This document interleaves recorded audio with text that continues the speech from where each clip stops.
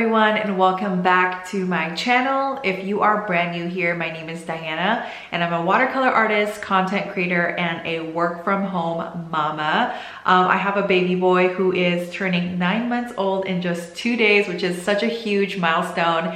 And I thought it'd be a really good time to sit down and chat about what it's been like working from home as a new mom. I'm sure that a ton of you guys out there are working from home now, whether it's because of the pandemic or because of whatever else, life situation, things come up.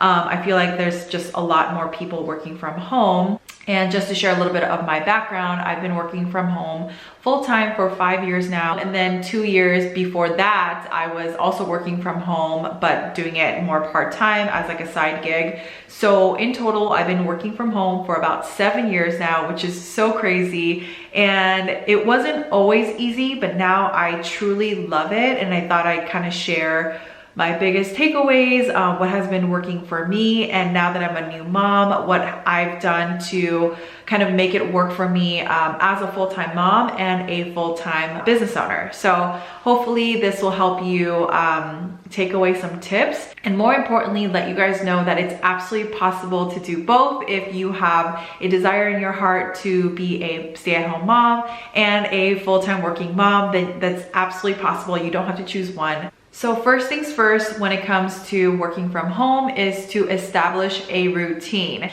And what I mean by that is, what are some of the routines and the things that you do when you're on your way to work? So for example, if you commute to work, before you get out of the house, you wash your face, brush your teeth, get dressed.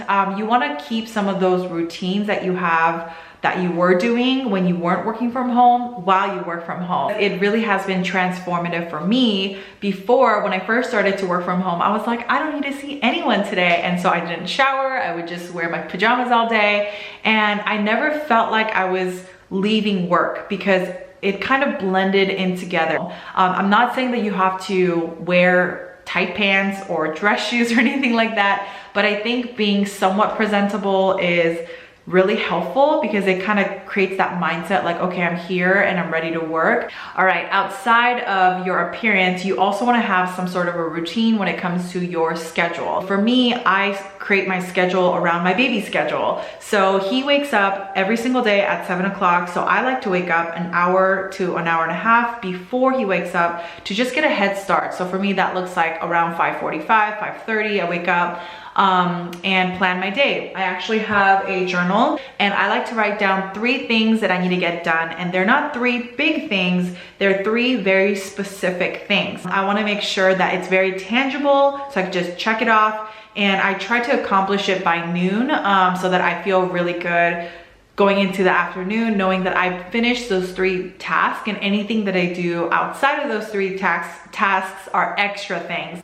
For my tip number 2 is batch working. Now, if you've never heard of batch working, I am obsessed because it really helps me to stay in the zone. So batch working basically is when you have a set of tasks that are similar to each other and you do all of those tasks within a chunk of time, instead of doing lots of different tasks and being a little bit scattered, picking something up, dropping it, picking something new up, dropping it. It just feels like you are not able to get into that flow state. And by batch working, you're able to get things done and be more efficient with your time. One example that I like to do this is taking photos. If I know I have to create content for Instagram or my newsletter, I like to kind of have all the things ready for me to shoot, and I basically get all of the content done in one go. And that also goes for newsletters as well. If I sit down, I try to have a chunk of time where I'm writing newsletters because I'm already in that flow state.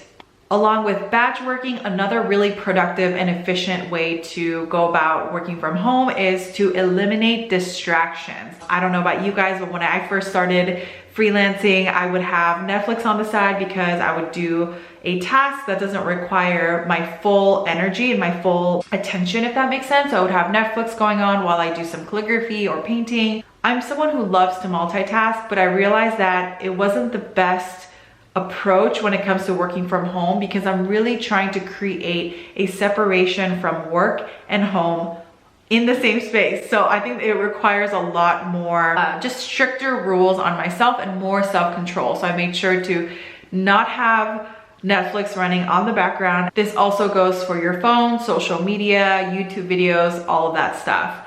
Outside of screen time, I also try to limit my distractions physically. So that means that I have a huge water bottle that's filled up before I come into the office. So when I'm thirsty, I'm not constantly leaving my office room to refill my water cup. I also have some snacks on hand, so if I get hungry, I could just grab it off my shelf instead of going to the refrigerator, getting distracted. And last but not least is to turn off your work once you're done. I know it's so tempting, especially if you are a freelancer, business owner, or someone who loves their job, to be tempted to go back to work once your kids are down or once you're done with dinner or whatever. But I really, really recommend you to totally shut off your work, close the door, and walk away when the day is done.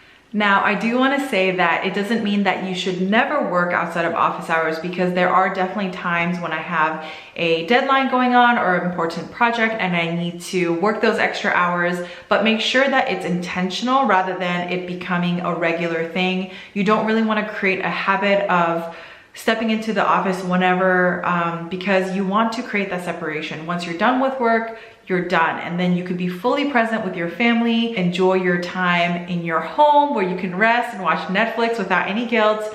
And then once you're in the office, you're fully working. Remember that little daily actions build and help you create an amazing environment that is fun and healthy and efficient. So I really encourage you to stick to it. If you enjoyed this video, then please hit the like button down below, and I'll catch you guys in the next video. Bye.